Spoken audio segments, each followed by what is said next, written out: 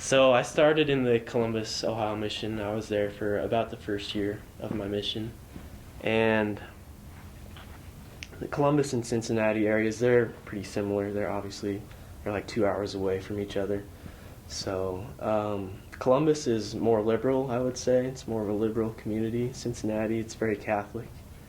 Lots of cathedrals, lots of Catholic people. And a lot of people out there, there's a lot of the, I don't know what you call them, but they're just kind of the non-denominational churches, the mega churches where they have like Nintendo and lots of TVs and PlayStations, Xboxes, a lot of that stuff. But just a lot of the mega churches out in Ohio. And it was pretty crazy when the mission split. I was out there when the mission split. Cincinnati it was previously a mission, and then it got closed down a few years ago. And then with the age change, the church decided to reopen the Cincinnati mission. And I remember on our conference call, we had a conference call as a mission, and our mission president announced that the Cincinnati mission was going to be formed again. And I remember just like when I said my nightly prayer, I just knelt down and asked Heavenly Father if I could be sent to Cincinnati. I just wanted to be a part of something new, and a part of the new mission.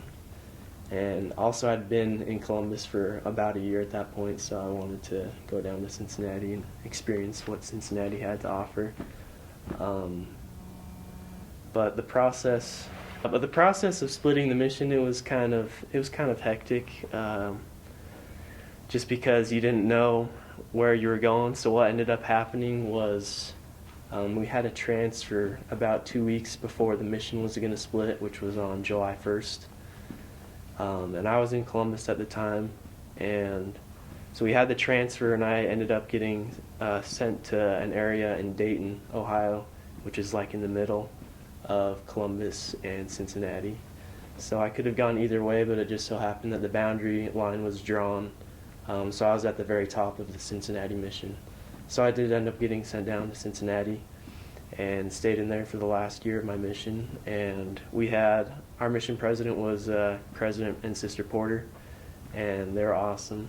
They were the perfect couple to begin the new mission. It was interesting. So we combined the part of the Columbus mission with part of the Indianapolis mission to make the Cincinnati mission. And from what I heard, President Porter was just like, he was kind of like the Indianapolis mission president and kind of like the Columbus mission president. He was just like a perfect hybrid for both missionaries. He had like the drive of President Nilsson and some of the other aspects of the Indianapolis mission president. So he was definitely an inspired call of the Lord, and I just grew to love them so much.